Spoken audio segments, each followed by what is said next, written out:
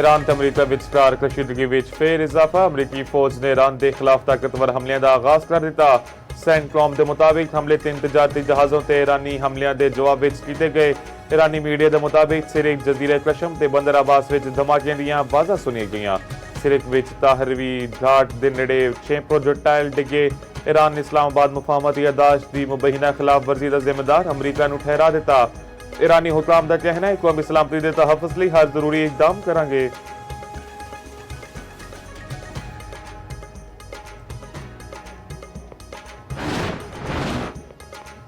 Sharjah तो कराची आने वाला निजी कार्गो त्यारा हादसे का शिकार। त्यारा समंदर विच डिग के तबाह।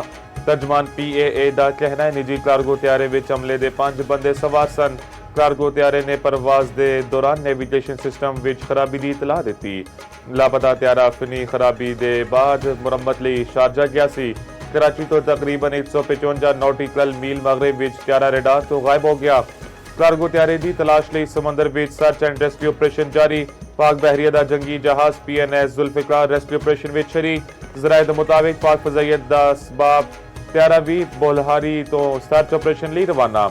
लापता त्यारे के पायलट मोहम्मद रिजवान इदरीस ने लापता हमले विच क्रू फर्स्ट ऑफिसर फैसल जोतुई, तौफीक खान, मोहम्मद हामिद ते आरिफ सदीकी शामिल।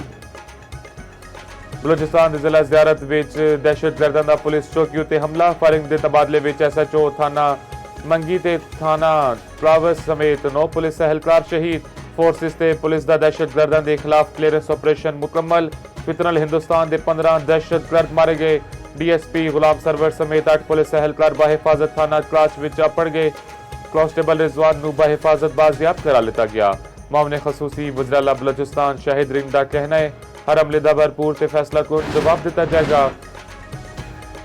ਉਹ दिन दूर नहीं जदों मुल्क तो दहशतगर्दी का खात्मा होगा। सिक्योरिटी फोर्सेस दहशतगर्दां के खात्मे लई कार्रवाइयां कर रही ने।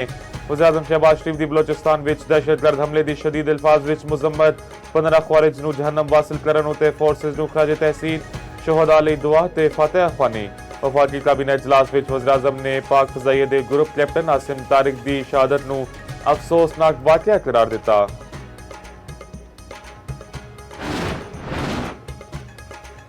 अमरीकी सदर ट्रंप का तुर्किया उत्ते आयद पाबंदियां चुकन का ऐलान। ट्रंप नेटो तो सख्त मायूस। नेटो के इतिहादी मुल्क तुर्किया नूं बेहतरीन दोस्त ते अजीम इतिहादी करार दिता। ग्रीनलैंड का कंट्रोल हासिल करने की ख्वाहिश जाहिर कर दी। इनकराह विच तर्क सदर रजब तैयब एर्दोगान के नाल न्यूज़ कॉन्फ्रेंस विच आख्या जे नेटो इजलास तुर्किया विच ना होंदा ते शायद शिरकत ना करदा। ईरान के मामले उत्ते सानू किसी की मदद की लोड़ नहीं। ट्रंप का तुर्किया नूं F-35S लड़ाका त्यारे देने का फैसला। अमरीकी सदर ट्रंप नेटो सरबराही इजलास विच शिरकत लई अनकरा अपड़े। शानदार इस्तकबाल किया गया। तुर्किया के सदारती कंपलैक्स विच तोपां दी सलामी गार्ड ऑफ ऑनर पेश।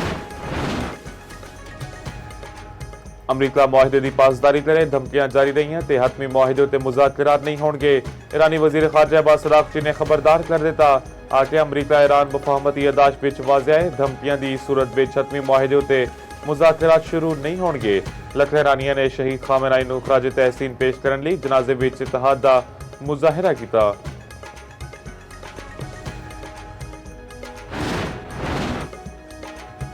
शहीद ईरानी रहबर आला सईद अली खामेनाई दा सफर आखिरत जज़्दे खाकी नजफ पहुंचा दिता गया। अज करबला विच ले जाया जाएगा। ईरानी सदर मसूद पज़ेश्कियान भी तेहरान तो नजफ अपड़ गए।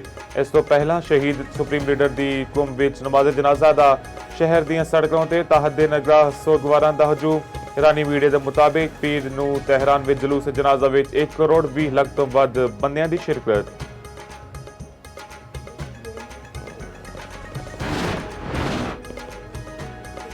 पाक फ़ज़ाइया दे ग्रुप कैप्टन आसिम तारिक शहीद की नमाज जनाजा अदा। शहीद गैर मामूली हिम्मत दे एतराफ विच पूरे फौजी एजाज दे नाल सुपुर्द खाक। नमाज जनाजा विच chief marshal Zaheer Ahmed Babar Sidhu senior अफसरान ते शहरियां दी बड़ी तादाद विच शिरकत। एयर चीफ दा शहीद नूं जबरदस्त खराज अकीदत। आख्या कुर्बानी पाक फ़ज़ाइया ते अफवाज पाकिस्तान की बेहतरीन रवायात दी मज़हर है। ISPR के मुताबिक कैप्टन आसिम तारिक शहीद ने कुड़ी नूं अबाश नौजवान तो बचाने की कोशिश विच जान दी।